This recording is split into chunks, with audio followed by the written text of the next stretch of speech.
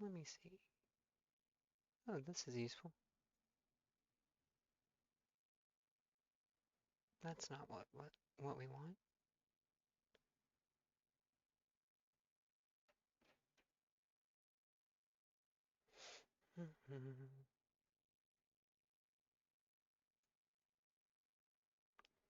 All right. Let's see. Check, check. Mic check. Should be starting in just a couple of minutes.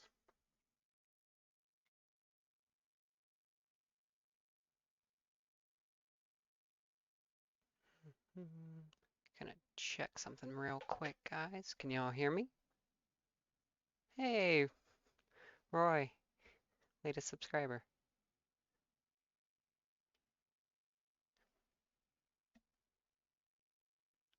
I can't see what that says. That's so weird. Hey, Tessa. Hey, Keo. Now I can see you. For some reason, it's popping up in the YouTube chat, but not, uh, you know, my multi-stream chat.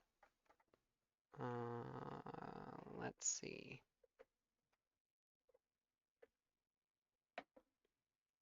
This is so strange. For some reason, it's not letting me. Let's see. There we go. That's what I'm looking for. My stream manager. Okay, we're gonna switch this back. Starting soon, guys. Not quite ready yet. Just wanted to open up the chat and everything.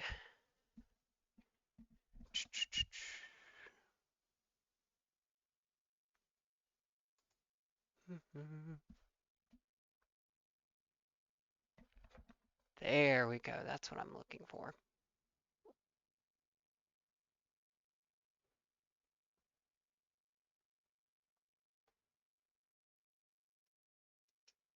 Alienware, your DPI is ridiculous. Why?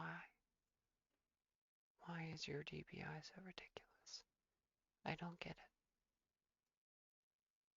it. Doo-doo-doo. Okay. I can at least kind of see. I can pretend like I'm seeing things.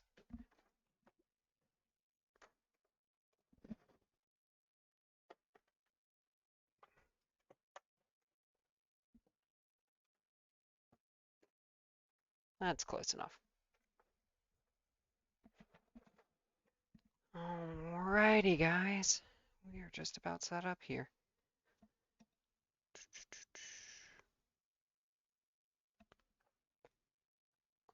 Alright, and we are live. Welcome to Leo with Eris. I'm your host, Eris, of course. Always have been, always will be. Tonight, I'm actually not going to do that scripted of an episode because I have a game that I really, really, really want to experiment with. But I honestly don't know much about it. I'm not going to lie. That game is called Odyssey. The Story of Science, I believe, is the full name. Let me double check. The Invention of Science. I apologize. Let me see. And we're going to get that launched and jump right into things today, guys. I am not messing around. We are jumping straight into the science, into the invention of science, in fact. Oh, wait, music. Stop. No. Stop with music. I don't know. I don't know. Just pretend like there's music here, guys. That's exactly what's happening. Grab my second mouse.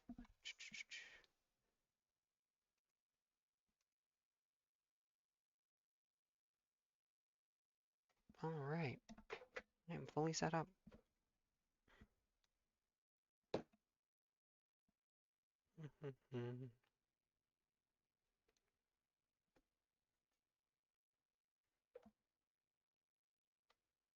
There we go. That's the full screen stream manager. That's what I'm looking for. Okay, sorry about that, guys. So again, I don't really know much about this game. It just struck me as kind of beautiful, and it's an indie game. I wanted to support an indie developer, and I figured, what better way to start a channel about science than, with the invention of science? So, we're going to start a new game.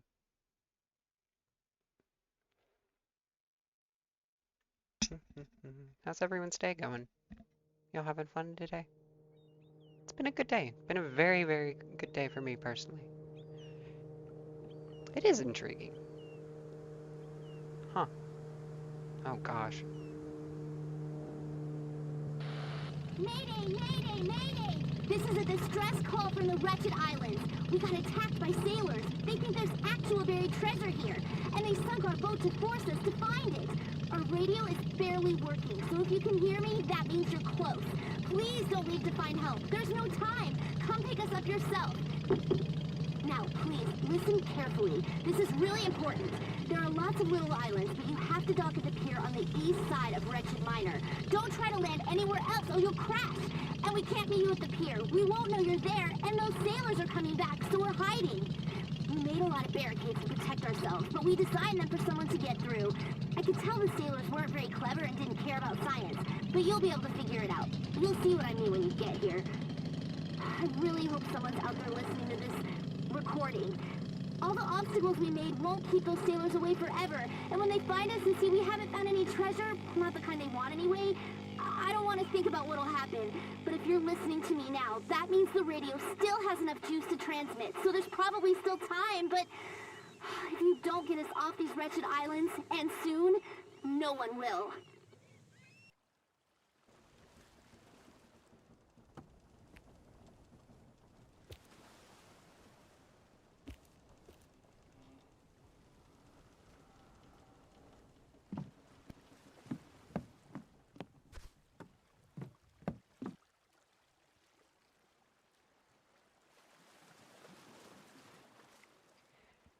All right, first tech problem of the day. I was just talking without my mic for a solid like half a second there. Good job, me.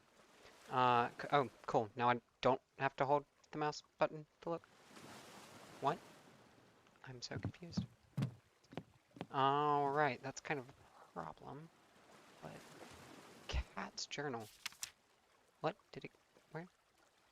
What? Space. Okay. Sorry, guys. This is interesting. Expedition to the Wretched Islands by Kai Rao, age 13. I kind of figured that this game was a little bit more geared towards children, but it seems like it's just going to be interesting no matter what. The story so far is pretty good. I'm enjoying this just for the fact that it seems kind of ridiculous, like that classic kid's tale of, pirates coming and taking treasure from some deserted island. Uh, I don't know. It evokes that sense of wonder that I had as a kid, and I think that's incredibly important in games. And I think that this game is so far doing this very well. So now that we're about to begin our odyssey, Dad wants me to start a journal to record what I learn and everything that happens. Both my parents are university professors, so even summer vacation for me and my 15-year-old brother Sid is like school. It's fun though, especially this summer, because my classroom won't have walls and it's in the Caribbean. Dad, Sid, Mom.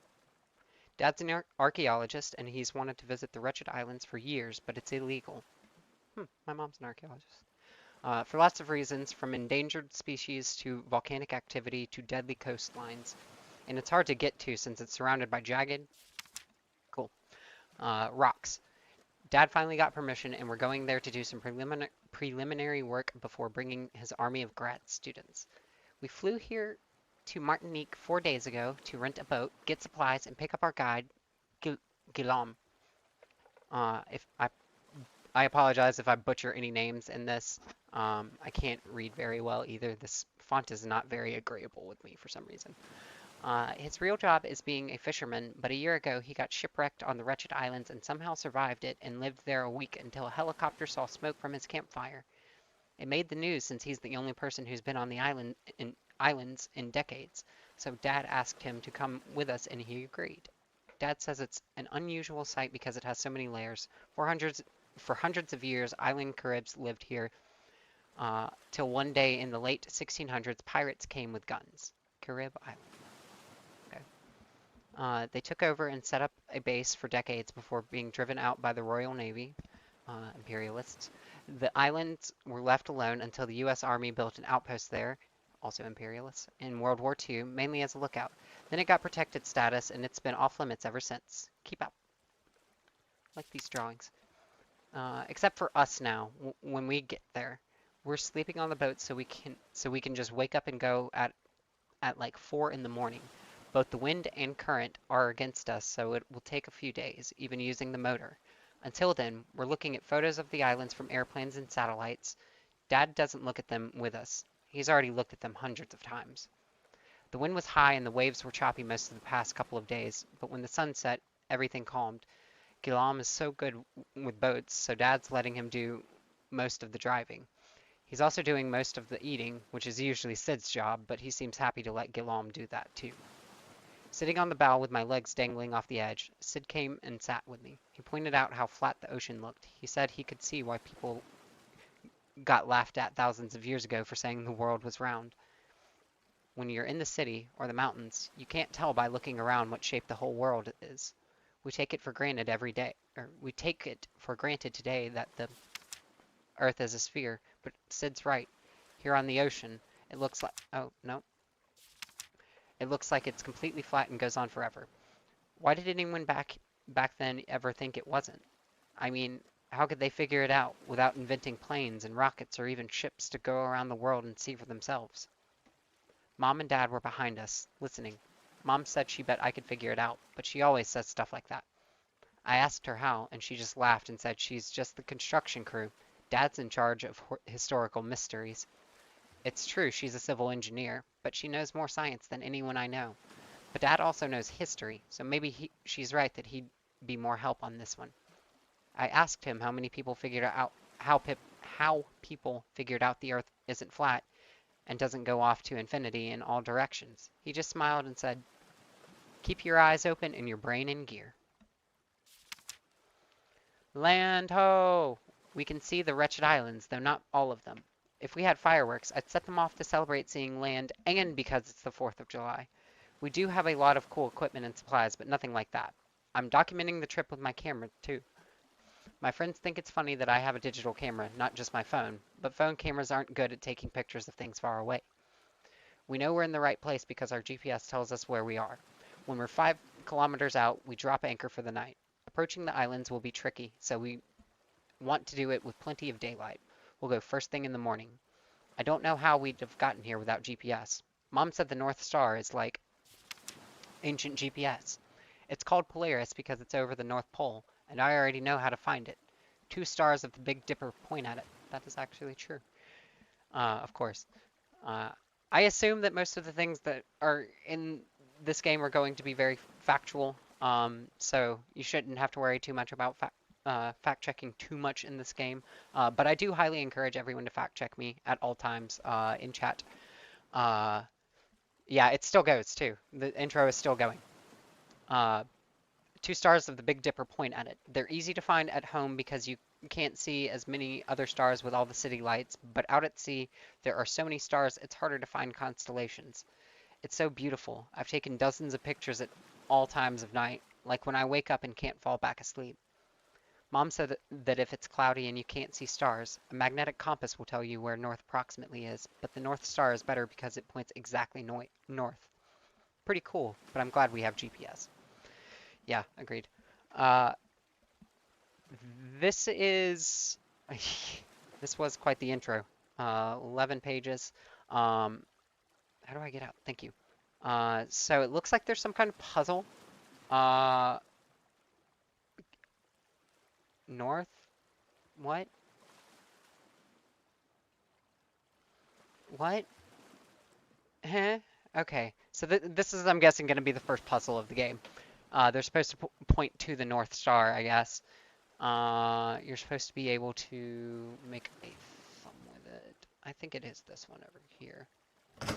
No. I always think that. It's not that one. It's this one. Was it right where it needed to be? No? What? Slow down a second. Hang on. Hang on there. Let me... Whoa, whoa, whoa. Chill, chill, chill. My mouth sensitivity is freaking ridiculous. Like Sonic. Why is my... No. Thank you. Okay. 2 stars, Big Dipper point at it. Okay. I always forget which 2 stars it is, though.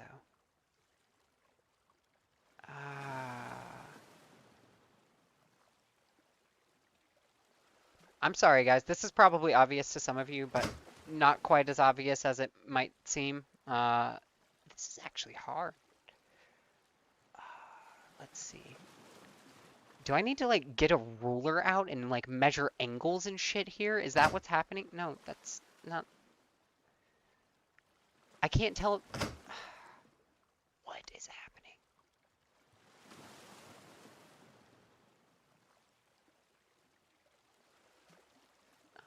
Maybe this one? Am I just, like, not doing this correctly? Is there some other piece to this puzzle? Is it this obvious one over here? No? I'm confused on this one. I'm stumped already. Wow, first puzzle. Go me. Really shows you, you know, the kind of content that you can expect here at Leo with Eris. By the way, guys, join my Discord. It's poppin'. It's always poppin'. Leo Station Sigma. Check my links after all this. I'm so confused. Is it this one? What even is happening? How exact am I supposed to be with this? Guys, I promise I'm not. You're supposed to be able to, like, do this or some shit. I forget. But it's none of them. Like, I've literally, I will just go through and try all of these, and it's not.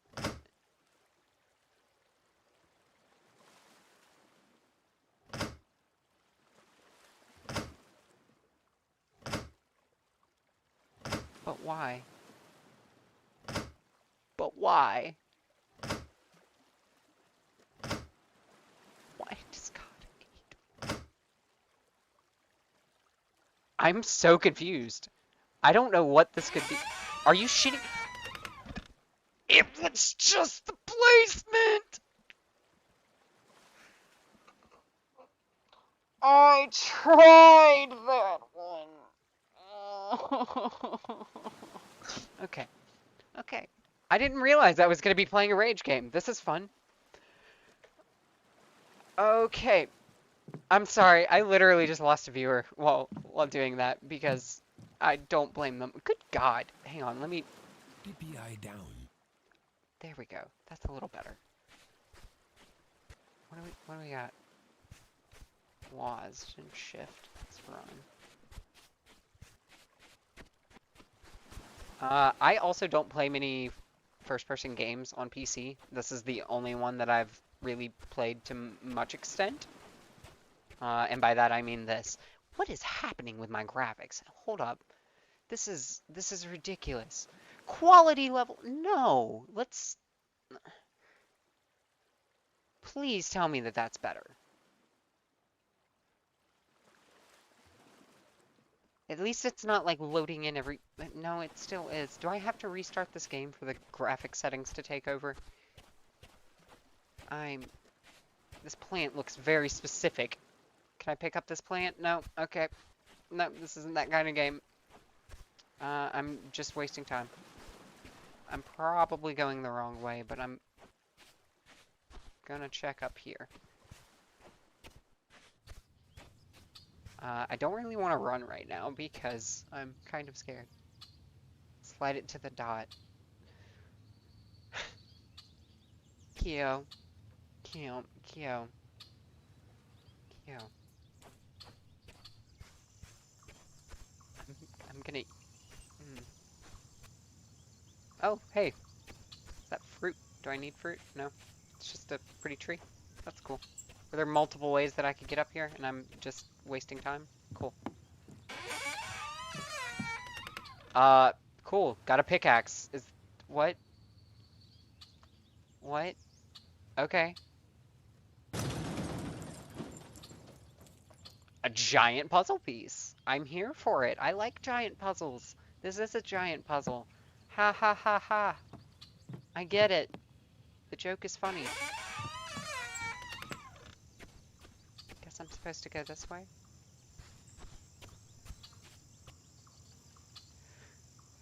Yeah. Okay. That's cool. I'm here for it. Oh, we're saving again. Am I about to fight a boss?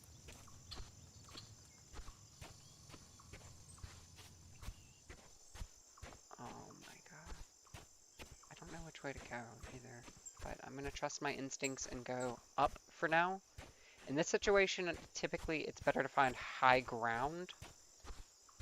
What what is this? That's a solar panel. That's puzzle stuff. What? More journals. Oh gosh. After dinner, Dad asked if I had seen anything that would tell me the Earth doesn't go off to infinity in all directions. I hadn't, but it seemed obvious to me that it couldn't. If it did, at sunset, the sun would crash into the Earth. That said, Dad said ancient people had different ideas. Some believed the sun disappeared behind distant mountains in the west and traveled around out of sight to rise in the east. Others believed the gods hid the sun in a boat at sunset and ferried it across the ocean at night to rise again from the east. But if you thought the sun was hidden in a boat all night, what could convince you that what could convince you that was wrong? Um, Dad told me to look at the photos I'd taken of the stars. Sun god Ra in his boat. I knew Polaris didn't move in the sky, but the rest did, and that's what Dad told me to look at. Comparing photos, I could see the star closest to Polaris moved in a little circle around it. Every star seemed to move in a circle around Polaris, and the farther away the star was from it, the bigger its circle. Most were far enough away from Polaris that you couldn't see their whole circle because for part of it, the star dipped below the horizon. Uh, and with the constellations, if some of their stars traveled in boats across the sea after setting, or went behind the mountains to travel around them, their trajectories during that period would be different from the other stars in their constellation that always stayed in the sky. That would mess them up. It was far more reasonable to think that everything in the sky traveled in complete circles and the horizon just stopped you from seeing it all. So the Earth couldn't go on forever in all directions. This also meant there was space all around Earth, not just above it, for the stars to be able to go around. When I explained this to Dad, he was impressed. He said this was a reasonable argument to show that the Earth's size was finite. Now could I show that the Earth isn't flat?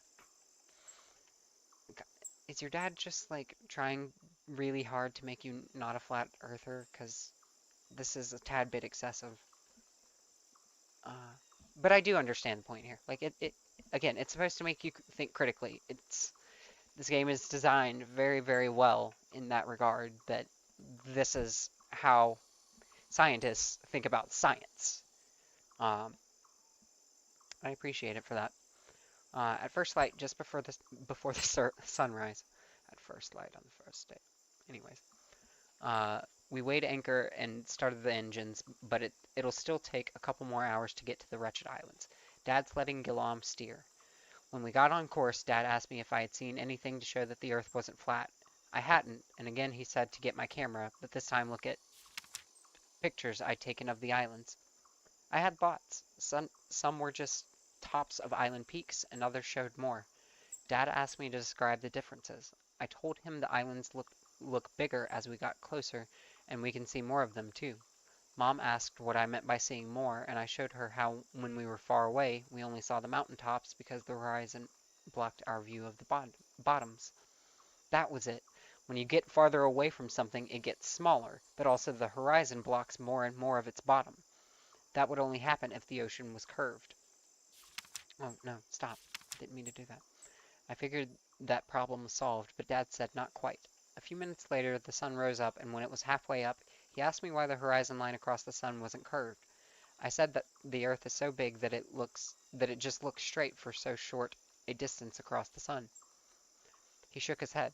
Early people didn't know the Earth was so big, but even if they thought it might be, they believed if the world was round, enough to block the bottom of mountains just a couple dozen kilometers away, it would be round enough to see it curve across the sun. They said the ocean blocked the bottom of mountains and ships. I'm sorry, y'all. I'm struggling with this font. This font is not agreeing with me at all. Whew.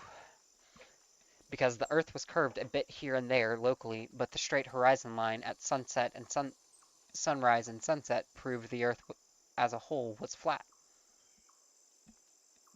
Uh, Sid teased me. Nice try, Kai. You've got a long way to go to prove to Dad that the Earth is a sphere. This is just the beginning. Oh my God, is her dad an actual flat earther? Is this a flat earther game? I was curious, like about halfway through this, I was like, this is a lot. This is a lot of explanation about how the Earth is round. And I'm just waiting for a counterpoint here because please tell me that I am not playing a game where the main character is a flat earther. I'm I'm sorry, but okay, Science 101. The Earth is round. We know that the Earth is round. We have sent rockets into space and have taken pictures of the Earth. It is round. That's not that's just a fact. I'm sorry. You can literally get on a live feed of NASA looking at the Earth as they perform repairs on the ISS. It's round. God, Jesus Christ. I was not prepared for this. I don't know what he means, but I think I'm going to find out soon. We're still sailing the rest of the way to the Wretched Islands. I just argued with Dad that because the horizon covers the base of a mountain, that means the Earth is round, and a straight horizon across the sun makes it look flat. So it's a tie between the round and flat Earth views. No, it's not. It just looks like it. It's an optical illusion.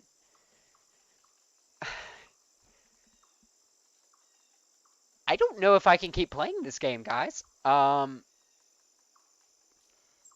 I think I spent like $5 on this. Uh, I'm gonna probably call this if this keeps going like this, like okay. Except not really because the straight horizon doesn't prove anything. Okay, thank you. A basketball looks very round, but when you put your eye close to it, the edge looks a lot straighter. The horizon just looks straight because we're so close to the Earth's surface. A horizon of basketball appears flat to a tiny insect. Yes, that's true. Um, Hang on, let's go back for a second. Let's talk about that. The the reason for that that is because of localization. Objects on a smaller scale do not perceive things the same way. When we're talking about perceptions, especially human perceptions, we're talking about things that are kind of warped to begin with. Um, I'm sorry, I'm struggling with this one. I'm hoping that this gets better. Um, because I'm kind of surprised at where this has gone so far. Um, let's see. Okay, sorry about that. I'm very interested in what's about to happen. Dad seemed pleased by my argument, but he said ancient people had other reasons to believe the Earth was flat. Uh, oh my God, is this guy still gonna keep on going? I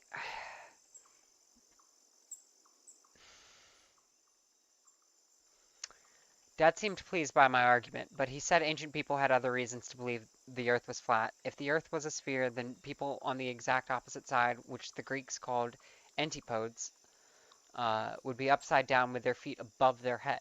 Why wouldn't they fall off? And what was keeping the whole world from falling down?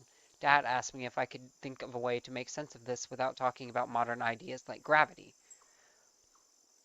These were very strange ideas. If they thought a round Earth would fall, would, wouldn't they think a flat Earth would also fall? But Dad said they believed that flat Earth floated on water underneath it like a giant piece of wood, or maybe the ground just went down forever. But a round Earth couldn't float in empty space without something holding it up, and surely Antipodes couldn't stand upside down under the flat Earth. Flat Earth floating on water. I need to spend some time thinking about this, but later. Right now, we're just minutes away from the Wretched Islands. The pier is in good shape for being over 70 years old. The army built it in World War II. Uh, Also, I'm going to say this.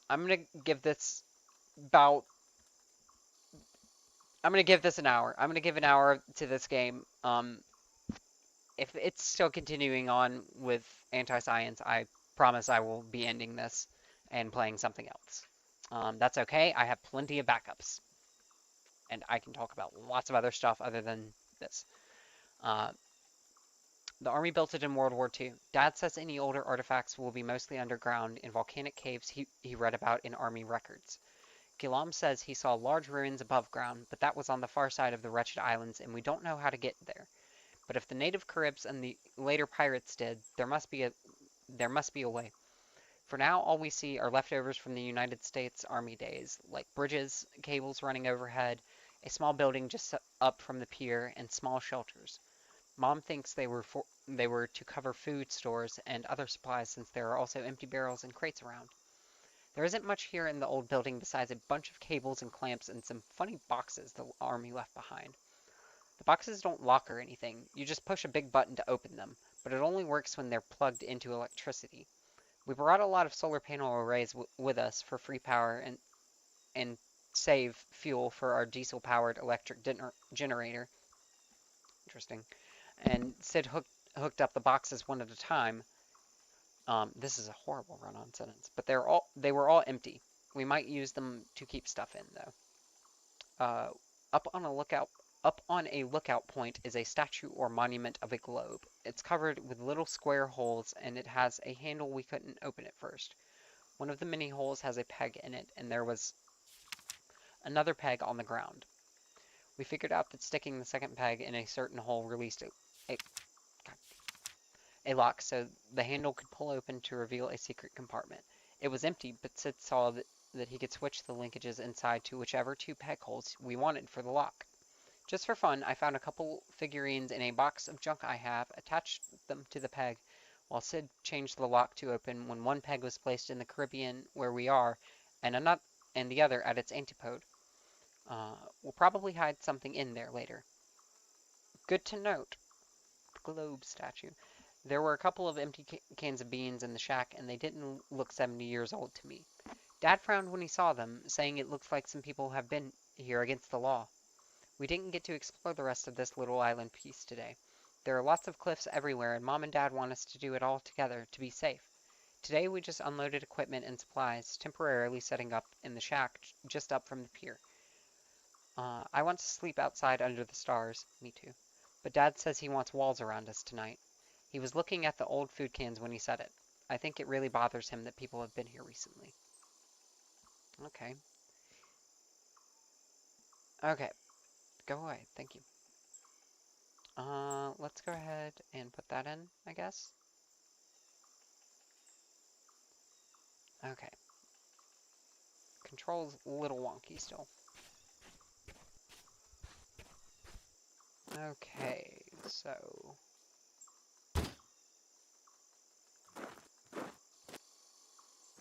Alright, so there's a peg in that hole. There's not one in this other hole. Okay. Do I have to find the peg? I think I have to find the peg. I don't think that's here yet.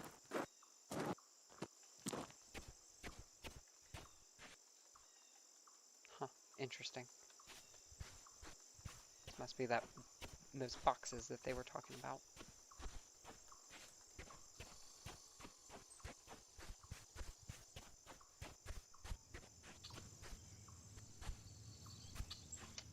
Okay.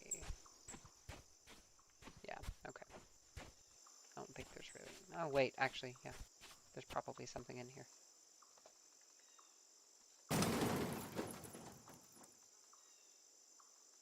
Okay, got 3 of 4. Maybe the fourth one is in that area, that globe. Oh wow. I don't think I can go this way, but... No. Okay. Can I jump? Is there a jump mechanic? I don't think so. I haven't been given the option to. I can run, can't jump. I think that's where I'm gonna be going. Yeah.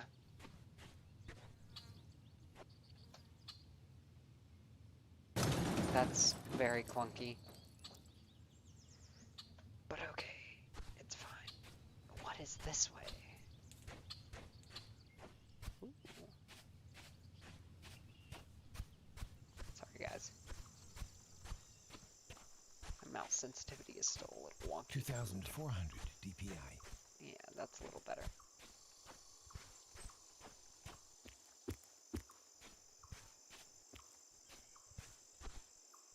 Okay. Let's explore. See what's up here. I climbed that ladder really quickly. What are you? You look like a generator of some kind. Oh, you're a door? What? Even?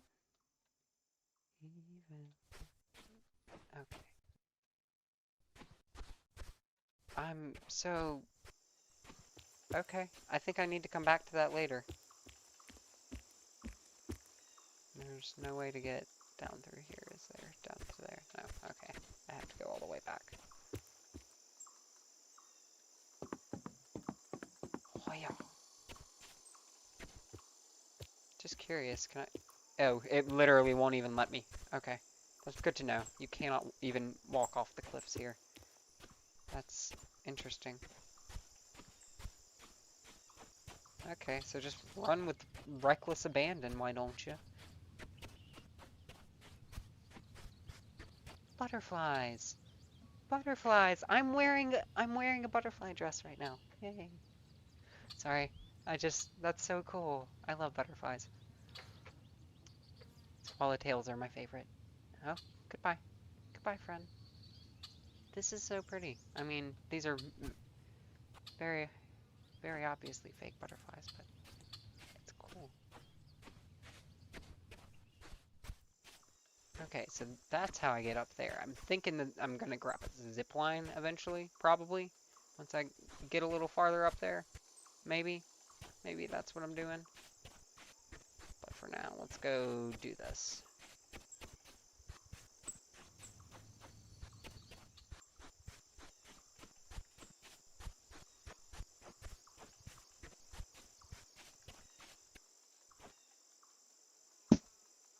Oh, sorry, y'all.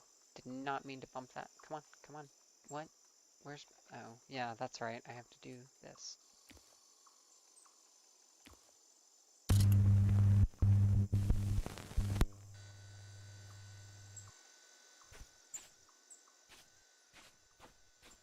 Neat. Okay, now where's the thingy?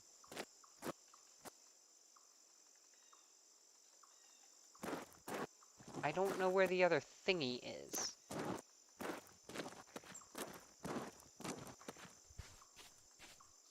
This is a problem.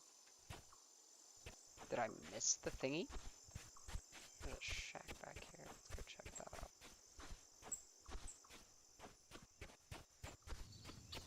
Just gonna check this again. Just to be sure that I got everything.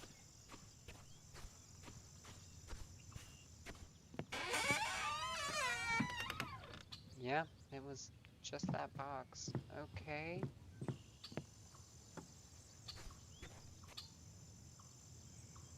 Okay, sorry.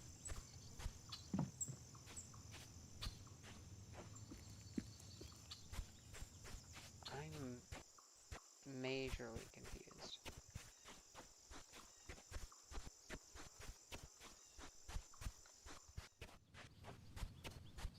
Hi, butterflies. Okay, so...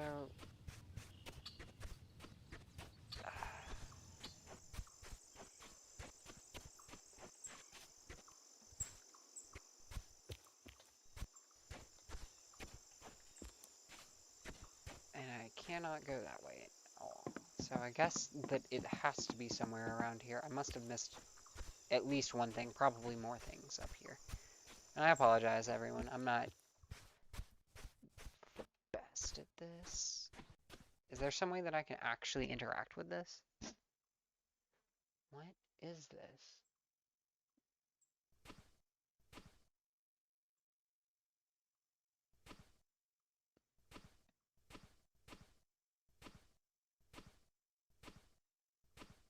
Okay. I can't interact with this at all. That's neat. Welp.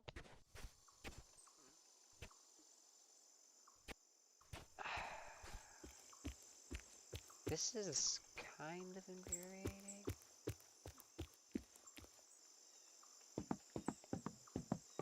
I'm kind of confused.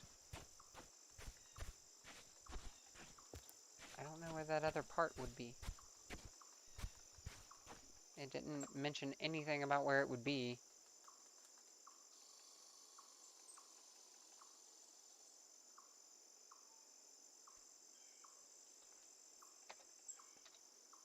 Am I just really bad at this and this is actually, like, it's actually in there somewhere and I just missed it?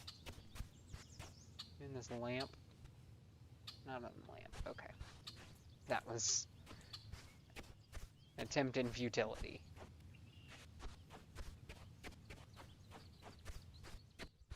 Check this bridge one more time. Good to know I can't run off it. I swear if I just, like, missed it, it will be okay.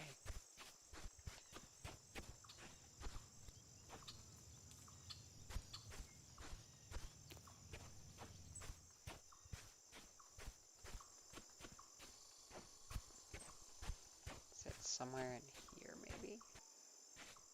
I missed something in this little area? Nope.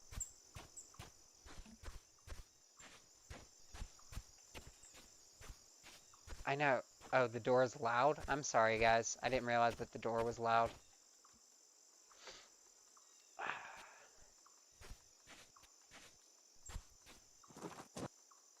Oh.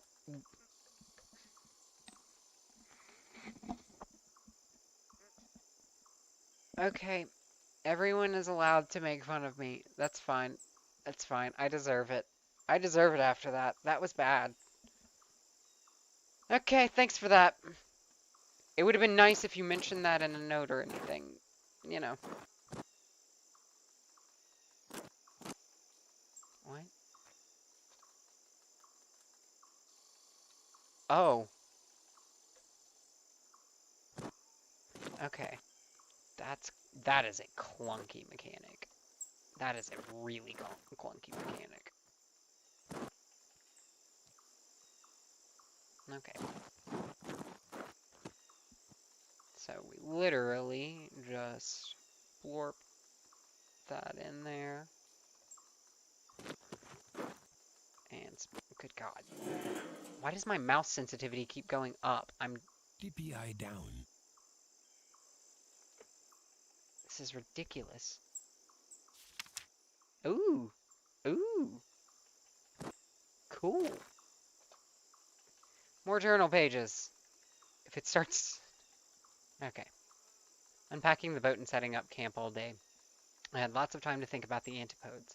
I finally understood what the ancients thought down was a fixed direction in the universe and had nothing to do with where the Earth was.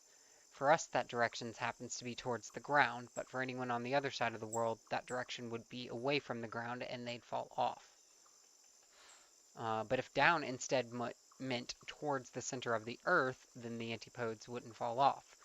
No matter where you were on the surface of a spherical Earth, the down direction for you would be towards the ground beneath your feet, because that's the direction of the center of the Earth. I asked Dad what he thought about redefining down like that, like this. He said there was an ancient Greek philosopher named Anaximander who had done a similar thing. Interestingly, Axamander believed that the Earth was flat, but based on the trajectories of the stars, he had come up with the conclusion that there was empty space all around the flat Earth, so the Earth was freely floating in space at the center of the universe. It had no tendency to fall down because down meant towards the center of the universe, and the Earth was already at the center of the universe. It had no reason to move in any preferred direction from there. Any choice of direction to move along, outwards from the center, would be arbitrary. Okay. I told Dad that someone could have said the same thing for a spherical Earth.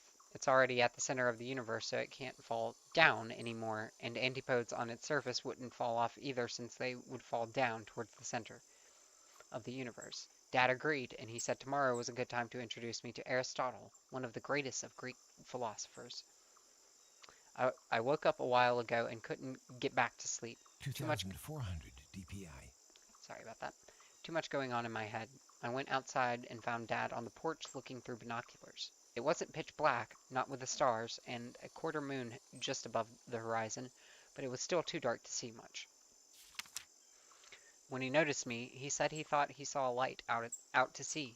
He said it was nothing, but seems worried. Since I was awake, Dad said he'd tell me about Aristotle's physics, which people throughout Europe believed for almost 2,000 years, and how it was similar to my thinking today. Aristotle believed everything in the world around us was made of combinations of four elements: earth, water, air, and fire, kind of like solids, liquids, gases, and heat, respectively. Um, the natural tendency of the element earth was to fall towards the center of the universe. Water also falls, but not as fast as earth, which is why water, like an ocean, lies on top of earth even though they're both heavy. Air is a light element and wants to rise, which is why if you release air underwater, it bubbles up, so air forms a blanket around earth and water. Fire is the lightest and rises the fastest, like how a flame goes up even if you hold a candle upside down. Aristotle said all natural motion was either towards the center of the universe, down, or away from the center of the universe, up. This tendency of Earth causes its particles to arrange themselves symmetrically around the center of the universe. The ball that results is our planet Earth, and since the Earth is already at the center of the universe, it has no reason to move anymore, and so it's stationary at the center. I pointed out a glaring problem. The sun, moon, and stars don't move toward or away from the center of the universe. They move in circles around and around from our point of view. Dad said Aristotle believed heavenly bodies were made of a fifth element called ether. Anything made of ether is divine and moves in perfect circles, never stopping or changing its behavior. Aristotle said the universe had an inner terrestrial realm made of the four elements and an outer celestial realm made of ether. Whew! I'll have to think about this some more, but I'm sleepy. The middle of the night isn't the best time to exercise my brain. The Wretched Islands are complicated. It's mostly two islands. It's July 6th, by the way, 1 p.m. I forgot to read the date and time a couple of times, and I apologize. It's mostly two islands, major and minor, but each is actually a cluster of little island bits close together with treacherous cliffs and water between them. We're on Wretched Minor. Stop. Thank you. And Dad believes the Caribs built rope bridges to get around safely, but he's not sure he'll find any evidence to prove it after more than 3 centuries. The Army Corps of Engineers built their own bridges here for World War II. They're still here, but Mom says it'll take us days to repair them. They're half concrete, half wooden, where the wooden half can pivot with a hand crank to retract like closing a drawbridge in case enemies attacked, and also to connect with different places. And overhead are what looked like zip lines for fast travel or maybe a way to retreat fast in an emergency. Dad said the Army built outposts on Wretched Major too, but it took a year with modern ships and equipment. There's no way primitive boats or even one like ours could land there because of the cliffs and the fast current and dangerous rocks around the coastline. But Army records show they found larger ruins there, which Galam saw for himself when he shipwrecked on Wretched Major. How anyone centuries ago could get there from here to build anything is a big mystery Dad wants to solve. The mystery on my mind is Aristotle's physics. It seems to explain how things fall or rise, and also how the Earth could be round, yet it says the Earth is sitting still at the center of the whole universe. I wish I could find some other direct evidence that proves the Earth is round without also leading me to such bizarre conclusions. But what could it be? I'm trying. I'm trying really hard. I I genuinely cannot tell what this is going to lead to. I'm I'm half expecting it at any time to be like, haha, this proves that the Earth is flat once and for all. I don't know why. Maybe that's just me trying to be overly critical. Maybe I am bringing some of my own bias into this, um, and I'm trying not to. But the wording of some of this is just very strange. Uh, it is the history of science. I will give it that. It's the actual history of science, which was definitely not quite what I was expecting, but it's kind of cool, honestly. I'm enjoying this. Uh, the puzzles are relatively simple, just kind of hard to actually do with the controls. Um, yeah, that's about all I got so far. Graphically, nothing to write home about, but I'm not exactly running an RTX 3090 or anything like that, so you can only judge the game so much for that and judge my GTX 1650 Super for the rest of it.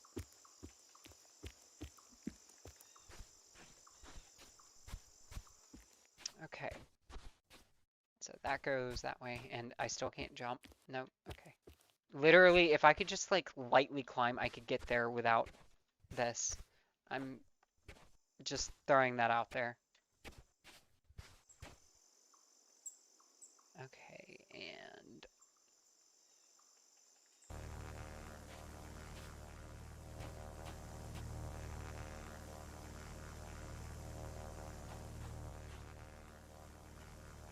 oh, you're not on? Hello? Light? Okay, I guess it's on. Okay, so I'm guessing, yeah, this. Okay, so what was the order that it was in? The fifth element is ether. Uh, so we've got earth, water, air, and fire. Earth, water, no, no, water, air, fire, and ether.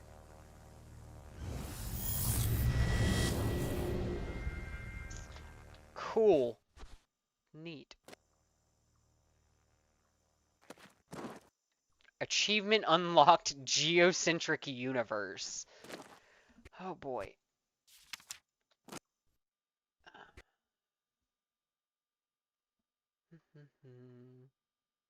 Let's see. Okay. Sorry, guys. Had to check chat for a second.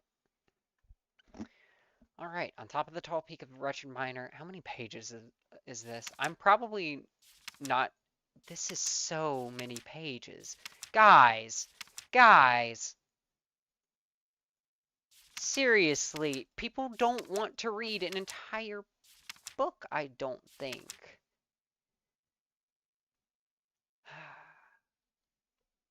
Okay. I'm calling this here.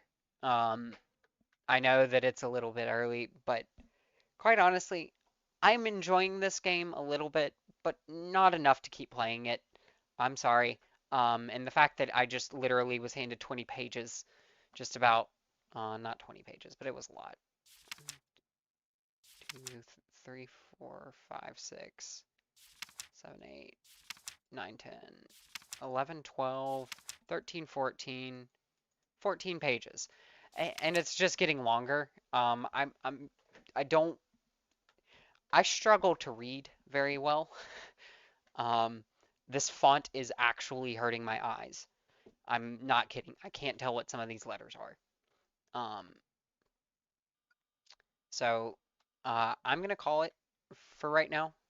Uh, how do I save? I think it just saved anyways. So I think that this is where I'm gonna call this one. Y'all give me a second. I'm gonna take a little bit of a break after this, just because I think that I need to breathe for 5 seconds. Um, y'all, I hope that this game gets better. I'm probably going to end up playing this by myself, if I'm being honest, for the sheer fact that uh, I just I'm not enjoying this so far. Also, I need to turn that up. I apologize. How bad's the latency? It's not too bad. Okay. But anyways, I'm enjoying this, but something is just nagging me about this right now. And so far this game is good, but not great.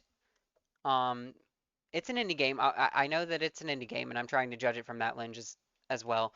Um, Graphically, throw that out the window. Like, throw out what I said about the graphics out the window, because like seriously, graphics are not a factor in my opinion. I'm much more concerned with gameplay and things like that. And I love the puzzle aspect of this so far, but the puzzles themselves, fairly obvious. It literally highlights the things that you need to know. I wish that it didn't do that. I really wish that. Is there an option to like? Good God, look sensitivity. What? Also, let's turn on. Why was VSync not automatically on? Never mind. I'm not even gonna worry about it right now. I I enjoyed the puzzle aspect a little bit, but one of them was a scavenger hunt, one of them was a wheel clicker, and one of them was a slider that just didn't work very well.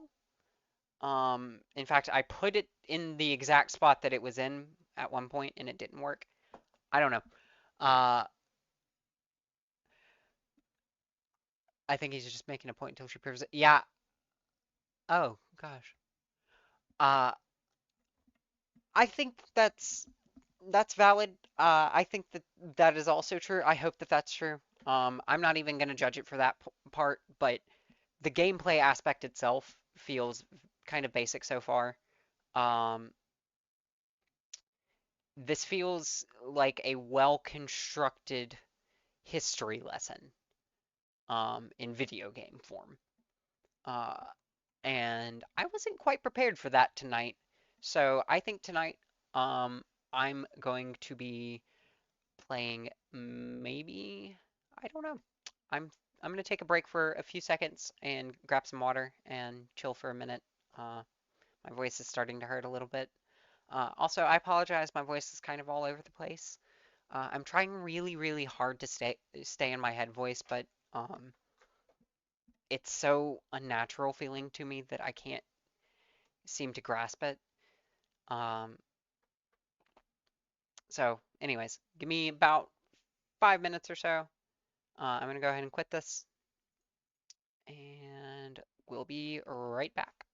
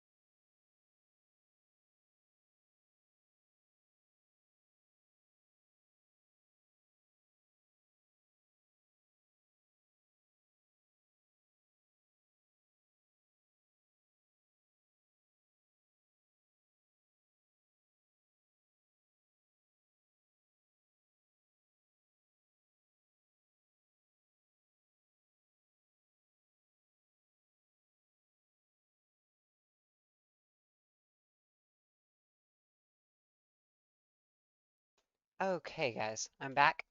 I have a different idea. Um, I did have a topic that I wanted to talk about at some point, just a little bit.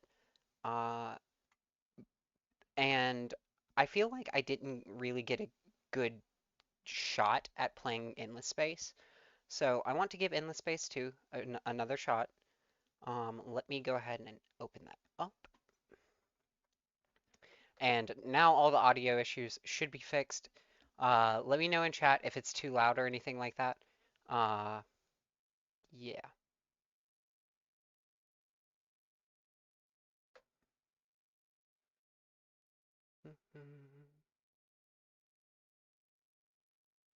Come on.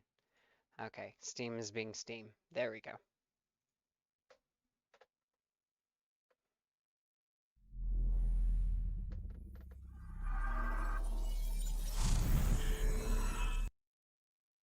There we go. Sorry about that.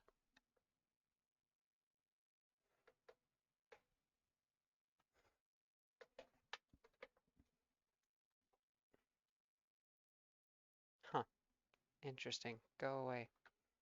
Sorry, Discord's being weird. Uh, I am very excited for this one.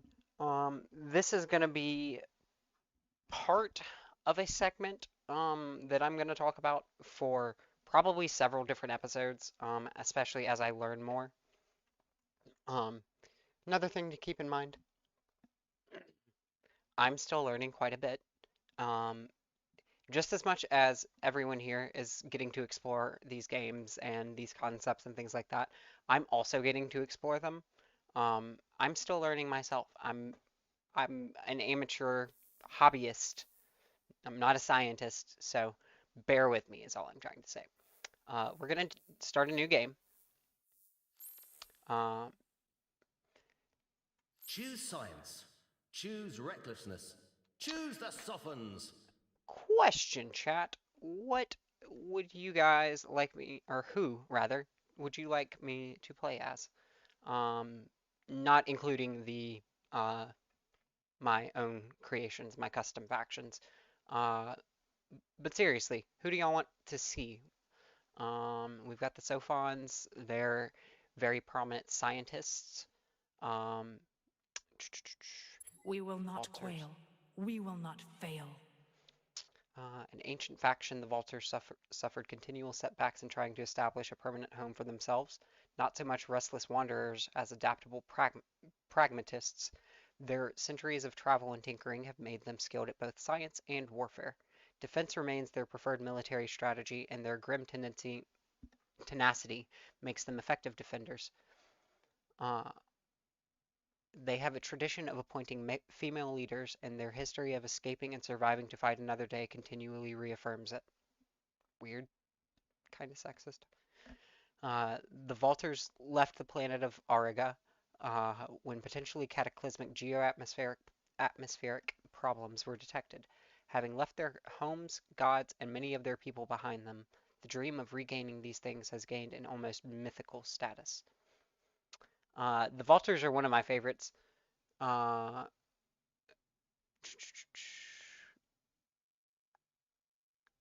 I'm going to type in my chat. So we've got a couple of votes for the Robo Geckos, Choose science. Choose recklessness. Choose the softens. the Sophons, or Sophons as I pronounce it, because I'm awful. I'm awful. Ha ha ha ha. Uh, the Sophons are, again, Robo Gecko is not too far off. I don't know if they're necessarily, uh, I don't know if they are actually a reptilian race. They do strike me as reptilian, at least, their armor and whatnot. Um, let's see, we've also got the In the Hisho. name of our ancestors. The Hisho are very fiercely heroic. They're an avian species, and they believe in honor above all things. They are very militaristic. Um, they run a dictatorship. So far, it seems like we're gonna probably stick with the Robofolk, or the Sophons, if you would prefer their actual Let's title. blow some stuff off. I mean, let's do science. That feels very akin to me, so I don't mind going with them. Uh, but anyways, before I hop into this, what I'm going to be talking to you guys about today is the concept of faster than light travel.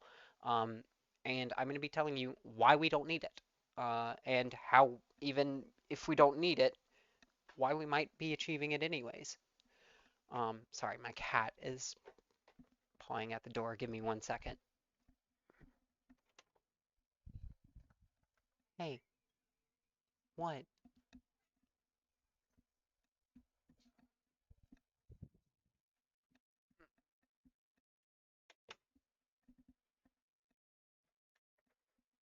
I apologize for that, everyone. He's a little angry. I try not to let him in the room while I'm streaming so that he doesn't chew on my cords or anything like that. He's unfortunately a vicious snake hunter. But anyways, getting off topic.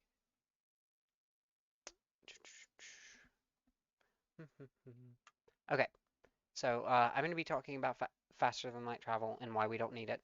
Um, it's an area of extreme interest of mine. I love space.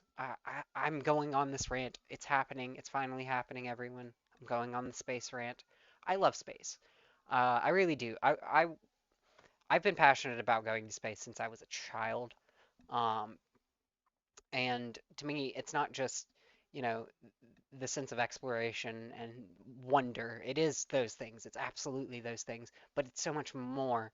It's I feel almost like it is our destiny as a species to reach up and embrace the stars in peaceful ways, in harmonious ways. I think that we have an opportunity that is beautiful that no other species that we know of has, and we squander it every single day. I won't get too deep into that, but God, I love space. I really do. It's beautiful. Uh, I would if they asked for volunteers, I would be the first one in this house. I mean, I would be booking it on foot. I wouldn't even drive. Uh, but anyways, so I'm gonna turn off some of these things. Uh, but I love space. I love endless space as well. I love how they have done faster than light travel. Um, they kind of get around it by not mentioning how long things take at all, ever. There is no sense of time. If you've noticed, everything is done in turns, and the turns are indeterminate. I'm sure that there are estimations out there, but uh, there's no official length of time, I don't think. Um, but anyways, uh, let me let me check these settings and everything, make sure everything's good.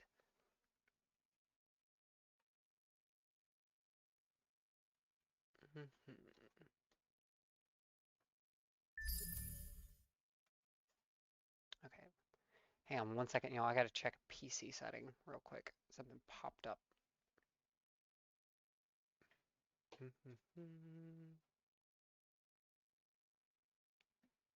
Okay,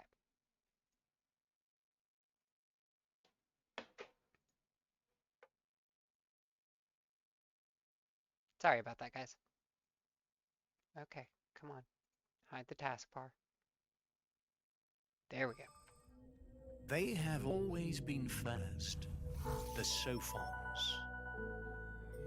First to split atoms, mine asteroids, and capture the energy of the sun.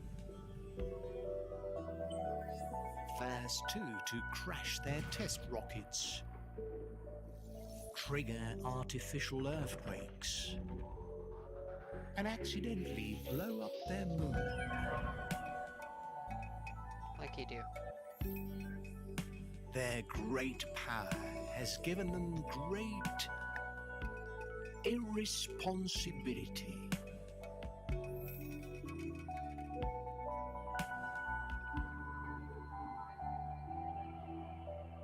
But through it, now, they're the first to create perfection. Me.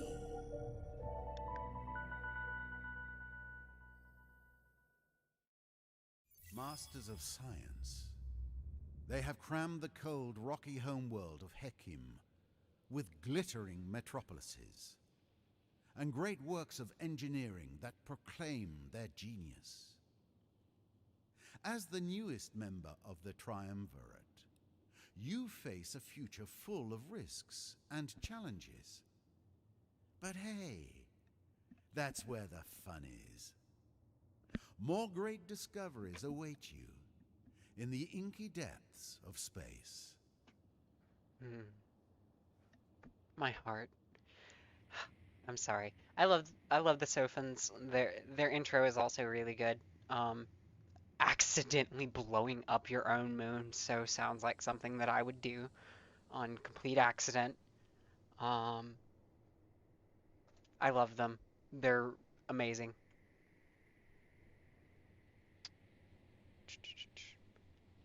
All right. Looks like we've got 4 systems nearby. Why is it showing me those? That's interesting.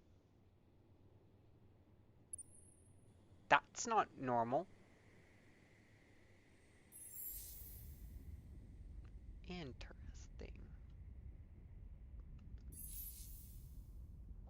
I'm gonna check out, let's see, detector. How many probes do you have? 2? I'm gonna check out one of these subterranean probes.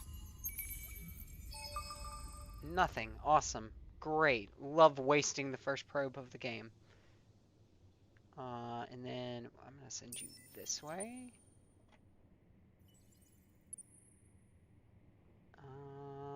Damn it. I'm trying to find a good home system first off. Or a good second system, not home system. Okay, well, that's a little disappointing so far. Why is it doing that? Is that a new thing? Does it just like show you nearby? I'm so confused why that's happening. Okay, so we're going to go ahead and build another detector and an incubator. Actually,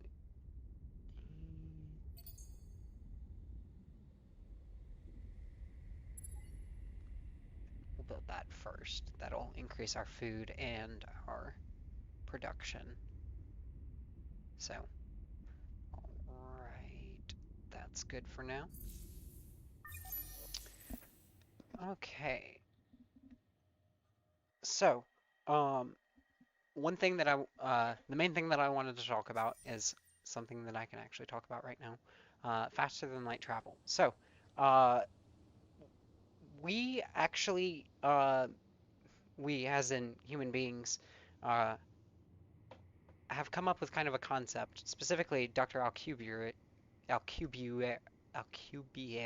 I am so sorry. I'm always mispronounce his name. I'm sorry. I have a bit of a speech problem, especially on camera for some reason. Um, but anyways, he is a brilliant, brilliant scientist and physicist. I believe he is a physicist. Would make sense. He came up with the concept of the Alcubierre drive. It is basically a concept. It's not an actual drive per se. When people hear the term drive, they think of some physical contraption that takes you from one place to another. That makes sense, but that's not what we're talking about here today. We're not talking about something that is in actual existence right now. We're talking about something very, very, very theoretical. Um, Theoretically speaking, using huge amounts of energy. At one point, it was thought that it actually required negative energy to do so, to generate a negative energy field to actually warp space in front of you and behind you and literally create a bubble where space moves around you. Whoops. I'm explaining this very badly as well. Um, but seriously, look up the Alcubierre drive. It's brilliant work. And we actually had a huge major breakthrough at the beginning of this year. Um, I cannot remember the scientists who actually discovered it. Oh gosh. Um, Someone please look that up and put that in the chat. Um, there was a recent discovery that the Alcubierre drive actually did not require negative energy. It just required a lot of energy. Um, but that energy is about the equivalent of what Jupiter as a planet produces. That's a lot. That's a ton. And here's the other but, and we're going to get into another topic that I'm just really excited to talk about: nuclear power. Um, Nuclear fusion technology has historically always been 2 decades away. For years now, it's been 2 decades away, for several decades, in fact. Um, Estimates now are at about a decade for working fusion reaction. I saw actually that China achieved, oh God, what was it, like 250 million degrees Celsius or something like that. Um, Again, if someone knows what I'm talking about, please post it in chat. If not, I will gladly do so at the end of all of this. Um, I'll post it in YouTube chat specifically because that's the most available for everyone. But uh, wonderful articles.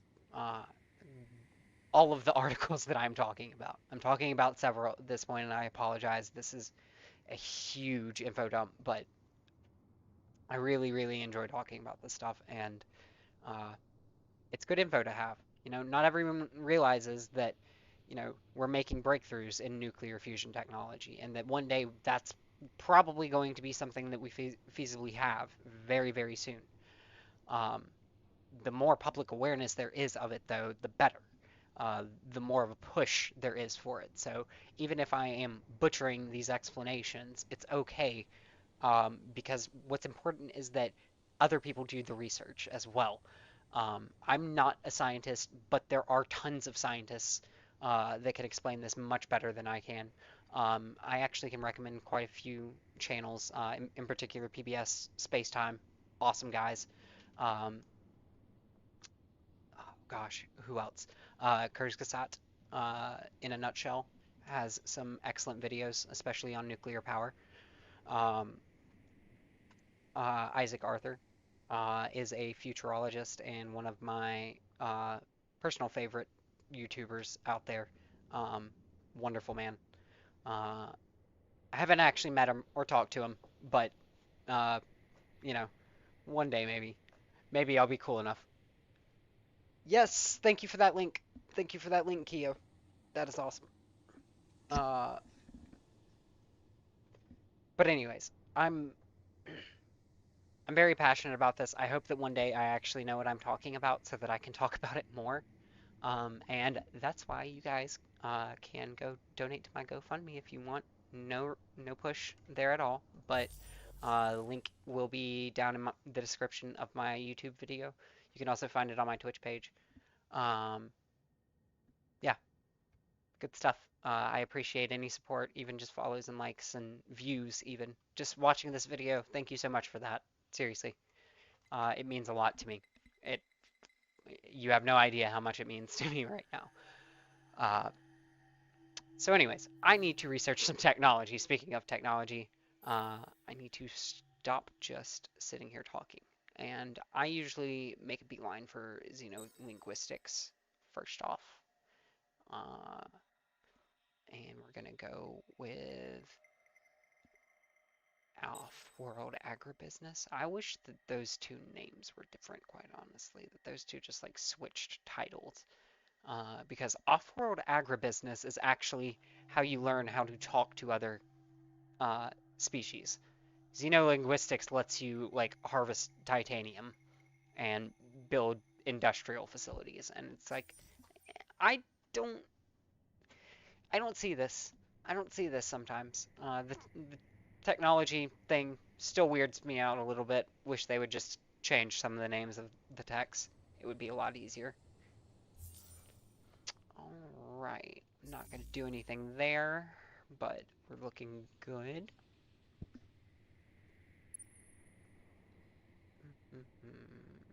Can you do anything? I'm gonna send this probe that way, actually. I don't really feel like... No, we're gonna send you that way. Oh, that's what I forgot. Forgot to assign my hero.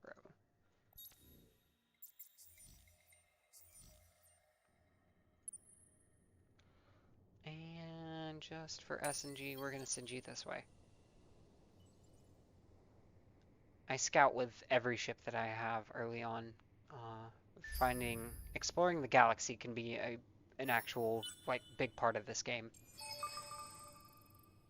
And this game very much so is one of those that rewards exploration. Any 4X does, because that's part of them. But this one in particular, I think, does a good job of it.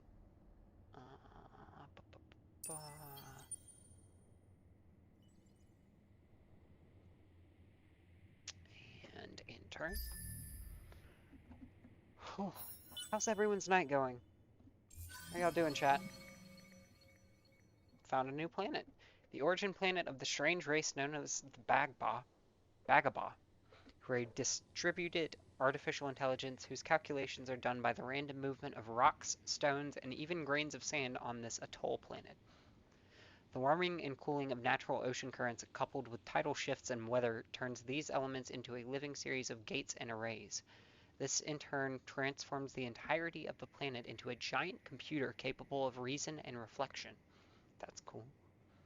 The very existence of this planet has caused heated arguments among philosophers and clerics of all stripes, as it is clearly either the work of a supreme being or the irrefutable evidence that one cannot exist.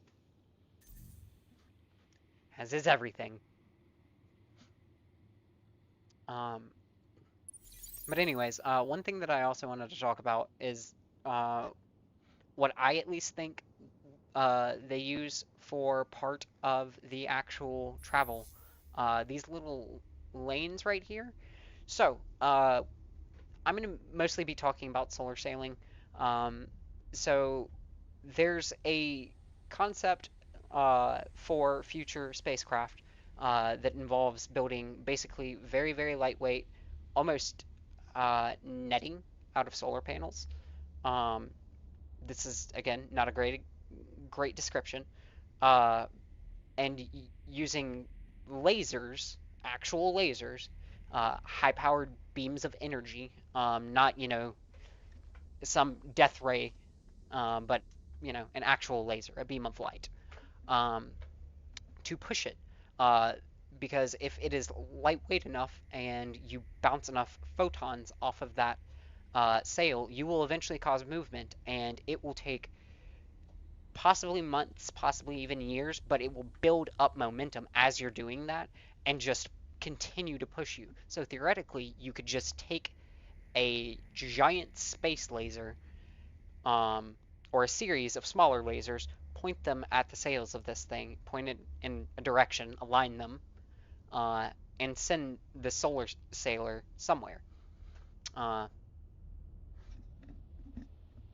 That's the basic concept of it. It's seen a lot of use in sci-fi. Oh gosh, I can't remember specifically what book I was reading. Anyways, I'll remember that later as well, because that's all I do. And one of the big problems with space travel at all is fuel efficiency and weight efficiency. The more you pack onto a spaceship, the more fuel you have to use to get it out of orbit. And I'm not kidding, it is extremely expensive even right now to get things out of orbit. It's starting to become slightly cheaper. If it wasn't quite as prolific, maybe then it would be a little bit more expensive. But luckily, it's starting to decrease in price for everyone. But it is still extremely expensive to send things into outer space. I think I read somewhere that it was like $1,000 to send or $100,000 to send a single kilogram. So you can imagine that gets very, very expensive when you're talking about a spaceship. You're talking billions of dollars. Um, and it is. There are a lot of materials that go into space travel. Uh, and so eliminating a lot of those materials, maybe even cutting out some of them entirely by replacing rockets with things like mass drivers, um, which is another concept I want to talk about. Uh, we can actually cut down on the cost by a lot.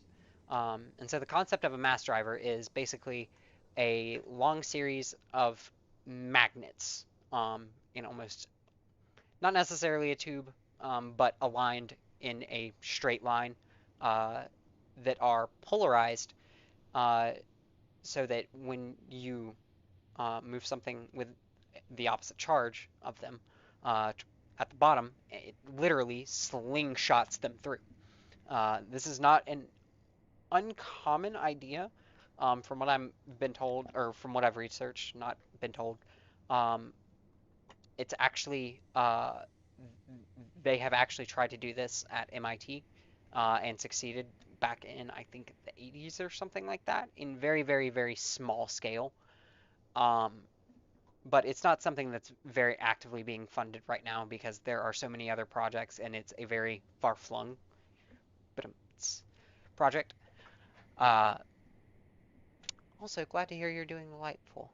I am also doing delightful. Uh, I'm enjoying talking about this with y'all. I hope everyone else is enjoying me talking about just random nerdy stuff as I play an even nerdier game.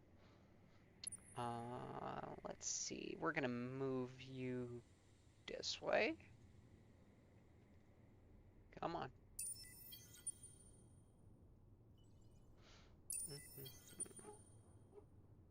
Oh, wait, no, I need to bring you this way. So you're gonna go that way. Now that I have not messed this up.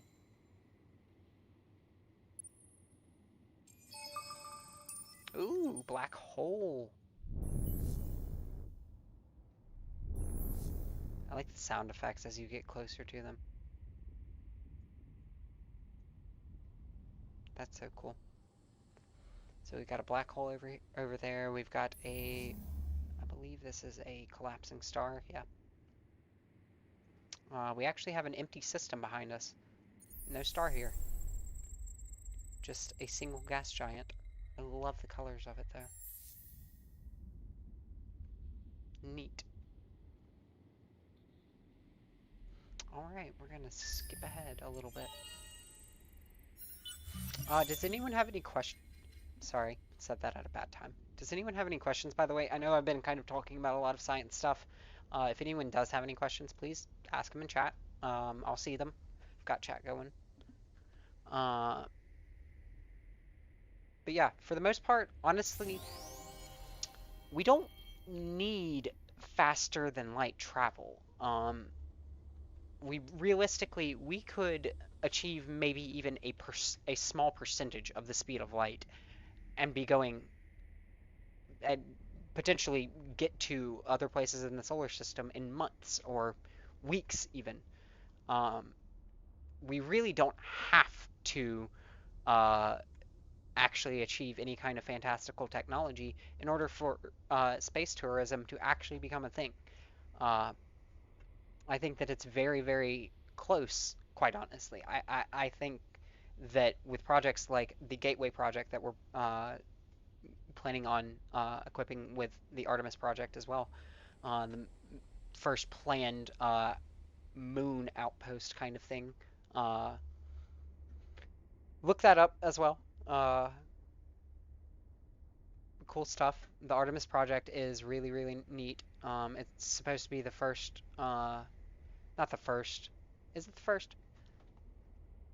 First mission to the moon that is led by a woman. Artemis project. I apologize, but I really want to make sure that I get this right. Artemis project.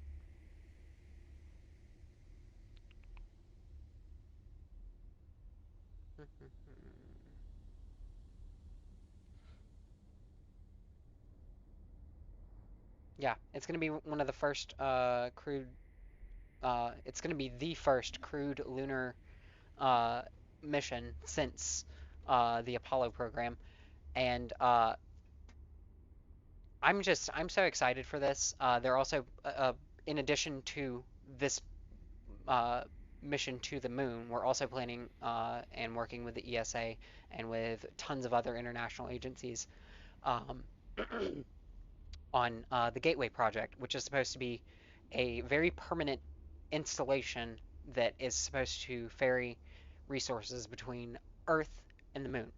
We are literally planning a moon base right now. And that is something that we might even be able to see by 2030. That's when they're actually projecting things like this. That would be amazing.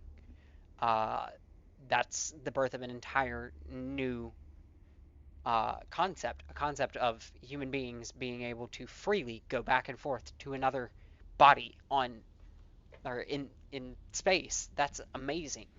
We've been there once, but being able to routinely go back and forth is a very, very different stepping stone entirely.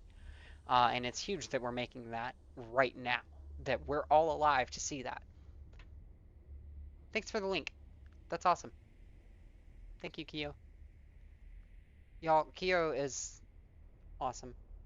Uh, I'm only slightly biased, but that's okay. Okay, I'm gonna stop talking for a second and keep playing. All right.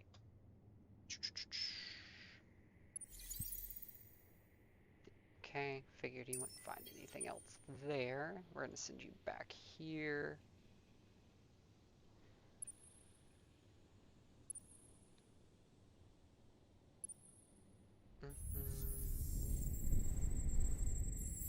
Sorry, trying to skip through that because it kind of makes me sick a little bit to watch after a while.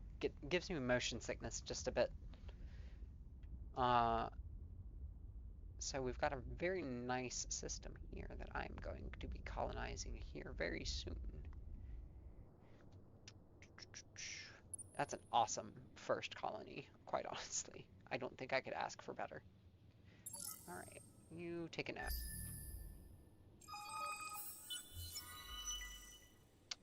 Okay, running an empire is a large, complex, time-consuming operation. This has been an inconvenient truth since the dawn of Sophonoty. One of the few drawbacks to living in a civilization as cosmopolitan, prosperous, and brilliant as ours. Totally not egotistical at all. One always finds oneself straining for the next yawn-inducing thing. People to meet, things to do, star systems to conquer. It's enough to make one hang up one's hoverboard. One solution to this problem was proposed by Arar Nadim, the proctor of future research at Rawab University. I'm sorry, this text is also kind of small. I'm going to try to upscale this next time. Why not get some of the stupider peoples to do it? Surely there is a sub-Sophon somewhere who actually enjoys this endless drudgery. But the extensive and immediate ridicule she received was sufficient to change her tune. Why not, she then proposed acerbically, just get an AI to do it then?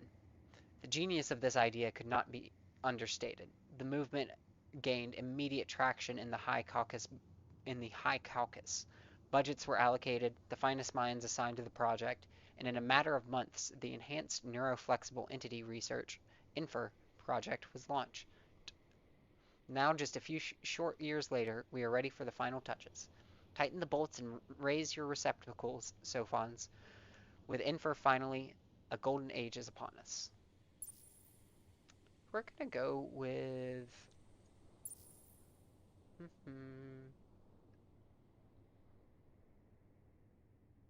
Interesting. Use and lose ships is so good, though.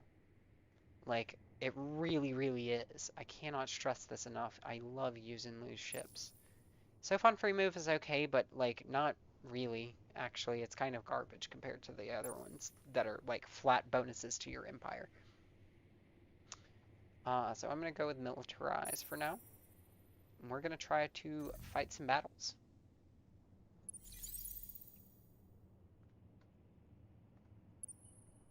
Plus, I kind of want to blow up a moon as the Sophons. Just once.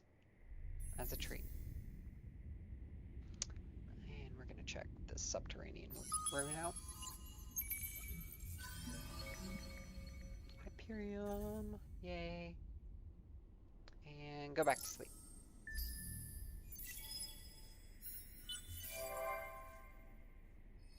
Drone networks and a detector is coming up. Cool, cool. That's good, that's good.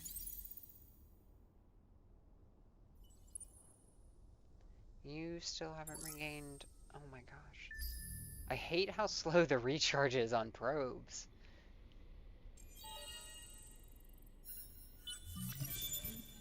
Oh, I forgot to actually queue technology. We're gonna go with... I need Hyperium. Mining. Sorry, oh gosh, I'm so sorry. My fingernails are very long. Eventually, I'm gonna get a good mic and get it nice and set up and everything, so y'all don't have to deal with this anymore. Really, I just need an arm for my mic. Okay. I'm gonna go with what you got. Chain gang pro. No, I don't. The impervious bunkers are nice, but I think I'm gonna go with ubiquitous surveillance. And then I can start going into other things.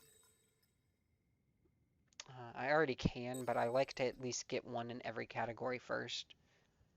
Colonize arid. And then I like to go back and actually, there we go. And set what I'm going to be researching so that I don't have to worry about it for a few turns. Neat. Cool. We can build a wonder now. Not anytime soon, though. Wonders are very expensive.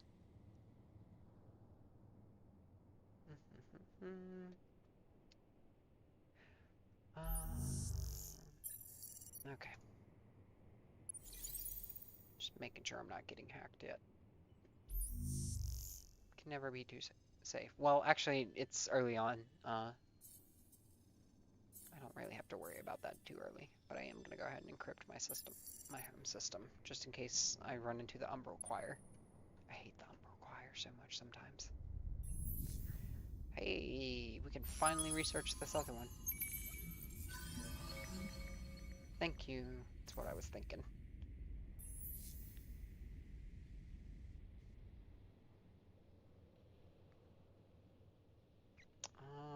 We can't go that way, so we're gonna go this way with you.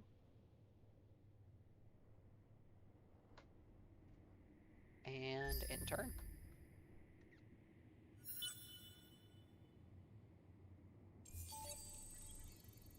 Someone already found the academy? That's ridiculous.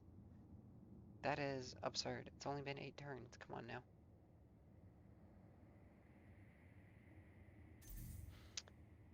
Where's the academy? Was it me? Did I find the academy? I think I found the academy, guys. I was the one that found the academy. LOL.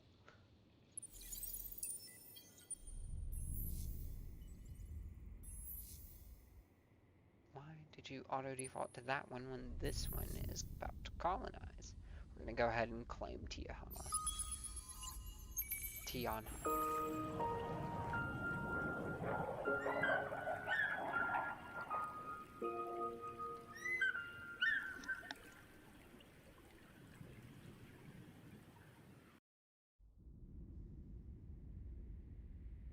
Gorgeous place.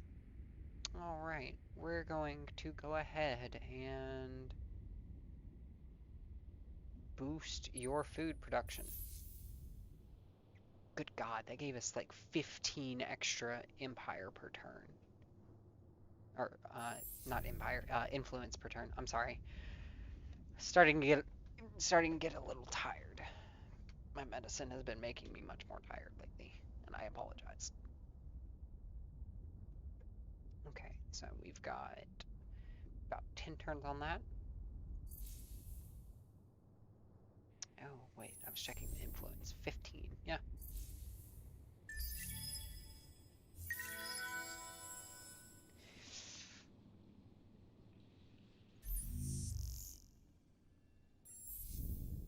Oh, wait, no, come on. Hacking.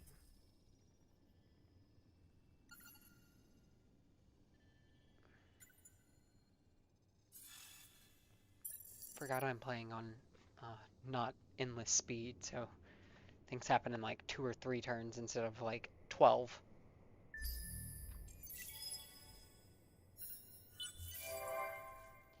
Yay.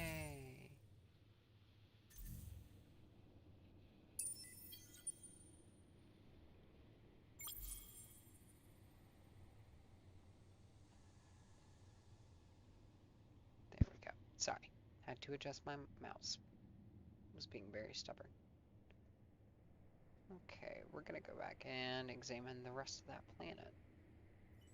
Or those planets.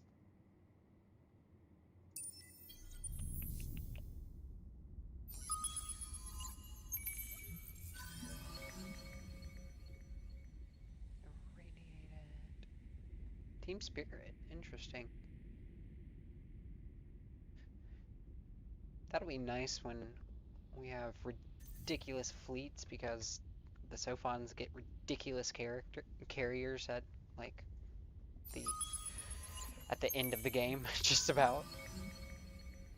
Ooh, dust trees. I love dust trees. Dust deciduous trees. Which I think is ridiculous. Dust deciduous trees, come on now. That's just too punny. That's too punny. I love it. We're gonna go with Optimal Operations Expert to go ahead and increase our production capacity because producing buildings actually increases your hero XP, so it's actually better to go for that first. And we can go ahead and build those mega indie consultancies. I like how they've just shortened it, mega indie. I don't know if I necessarily am going to need another incubator right now because I haven't been able to really colonize too much except for those planets up there. Okay.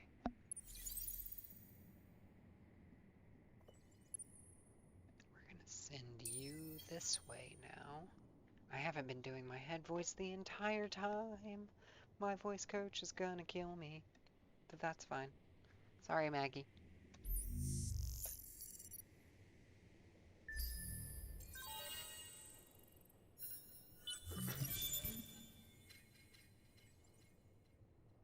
Hyperium capture, nice, nice.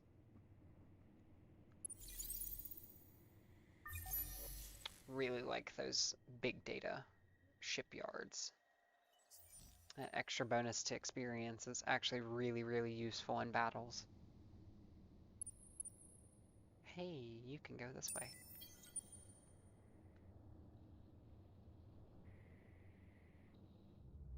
Gemini constellation.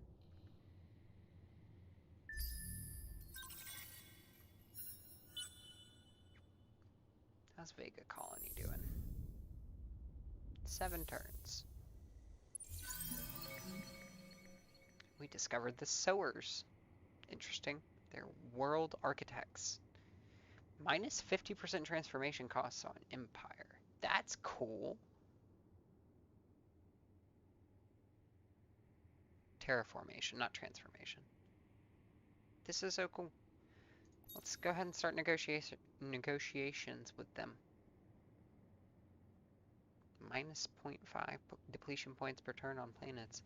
That's neat. That is such a weirdly specific one. Is this new? I've never seen these guys.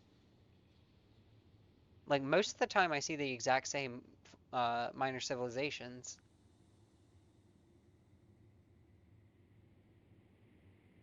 We're gonna... Yeah, let's Praise him.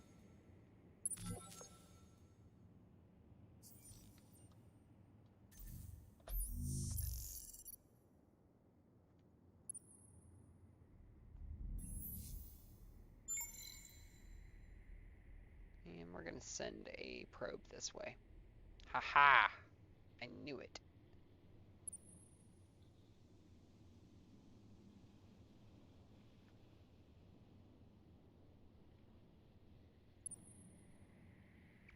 Okay. There's a lot of stuff in this system. Jeez.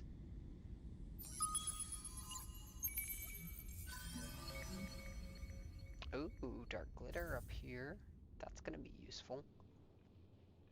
1, 2, 3 luxury resources so far. That's not too bad.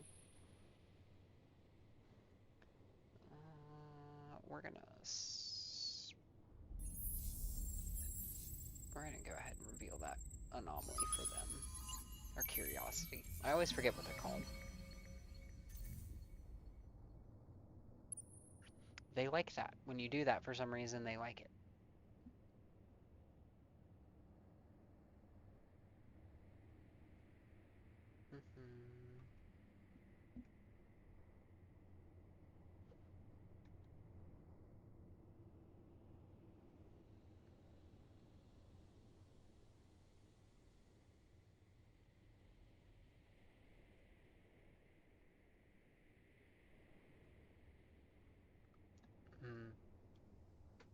That's interesting.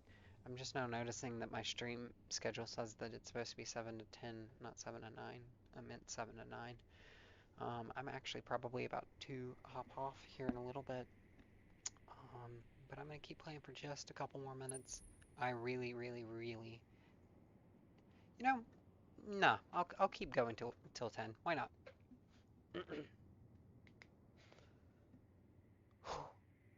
But if I'm gonna do that, I have to pee real quick, so I will be right back. Sorry, guys. Be right back.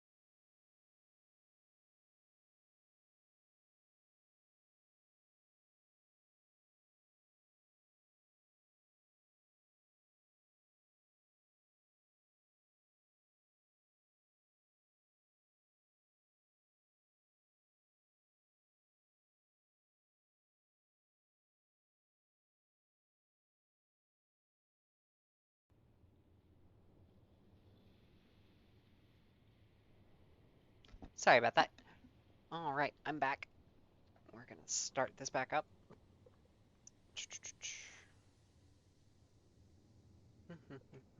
So one thing that I also wanted to talk about uh, was the concept of a wormhole, because I know that that kind of comes up quite a lot, um, especially in science fiction.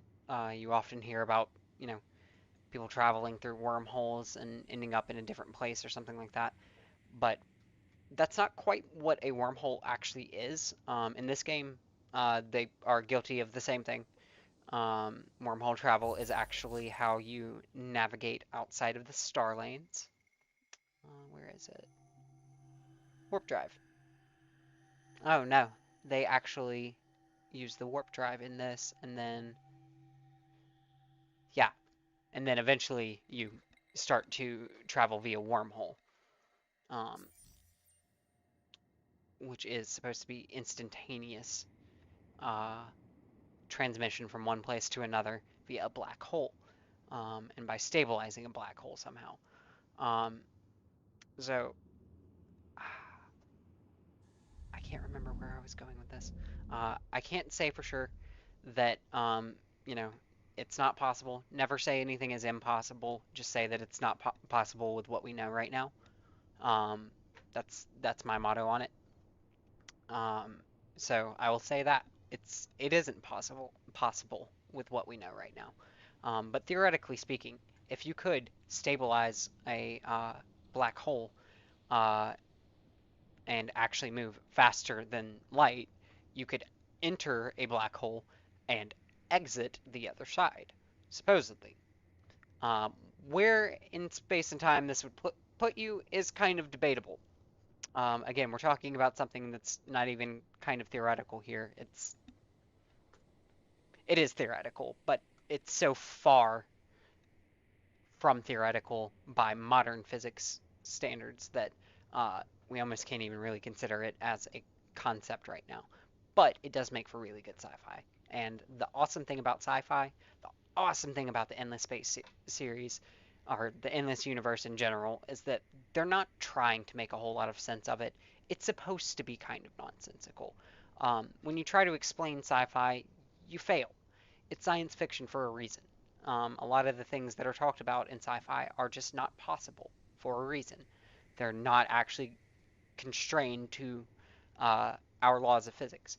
And that's what makes them so interesting. You know, if these things were normal everyday things, then they wouldn't actually be exciting to us. You know, if space travel was a thing that we did every day, it would seem like nothing to us. Truly, think about cars. How often do we hop in our car and drive down the street like nothing is happening, like we're not sitting on several billion years of evolution? And that's just amazing to me.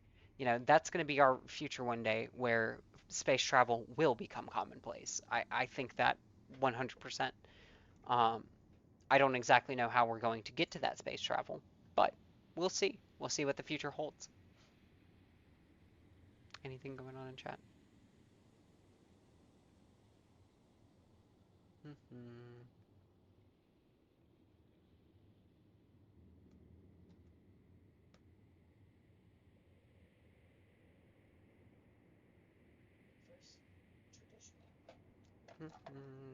Okay.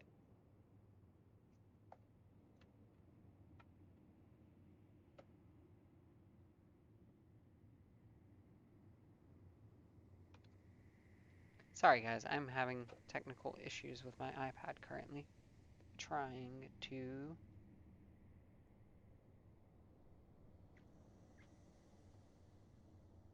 see my activity feed. There we go. All right.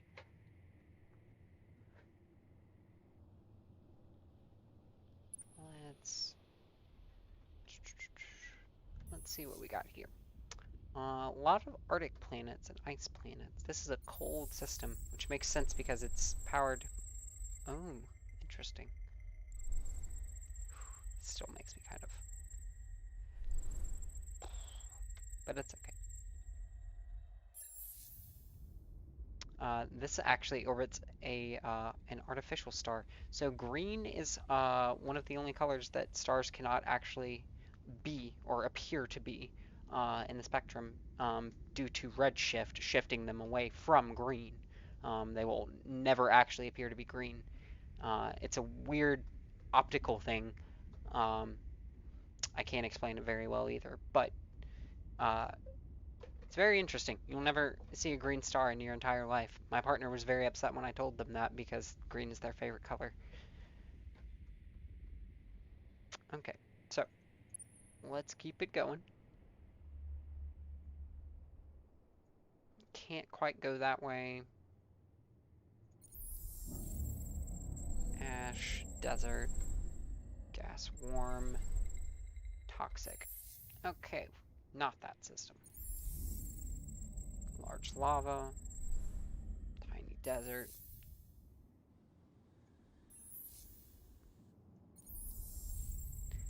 Ash, large desert, small arid.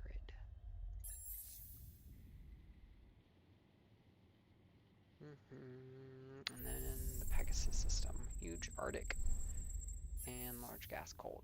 So our first extra system is actually probably going to be this one back here when we can grab it.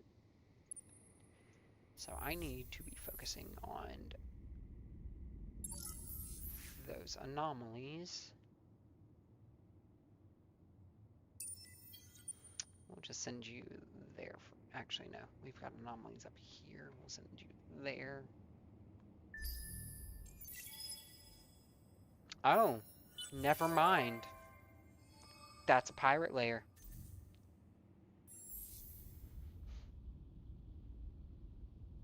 Per fertile, per planet, per temperate. That's a lot of science.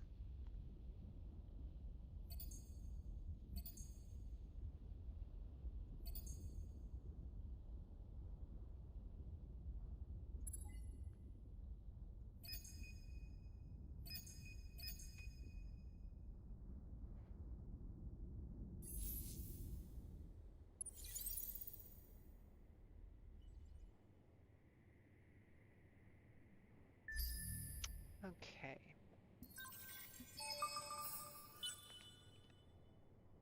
What time is it? I'm probably gonna go ahead and actually end this here. Um, I'm gonna go ahead and save it. Uh, Mostly just because I'm kind of running out of things to say. I was really prepared for that puzzle game. I'm not quite read up on a lot of the topics that I was going to be talking about. Um, but anyways, I hope everyone is at least enjoying this stream. Thank you all for being here. Um, it really means a lot to me. I'm gonna probably keep playing for a couple more minutes, but I will be wrapping it up. Let me go ahead and save though. Stream, save, 2. Hopefully this one sticks. And then I have to hit enter, and then I have to click it again for some reason. Don't know why. Anyways, again, thank you all so much for being here. I am going to go ahead and wrap it up here. I appreciate your support. Support local artists, support local streamers as well. Um, and become one, you know? Anyone with a webcam can honestly stream. You don't even need a webcam. You can stream from your phone. Tons of people do it nowadays. Um, it's a great way of connecting with people. It really is. Um, I can't imagine, you know, a better way for at least me personally to get a chance to share these things with you guys, and to share my passions with you guys. I hope that one day I can actually, you know, sit down and just read some articles to you guys, if y'all are okay with that, and stop repeating the words you guys eventually. That'd be cool too. But until then, I'll see you later. Y'all have a great night and a good couple of days. I'll see you guys on Thursday, and we will see you later. Bye bye.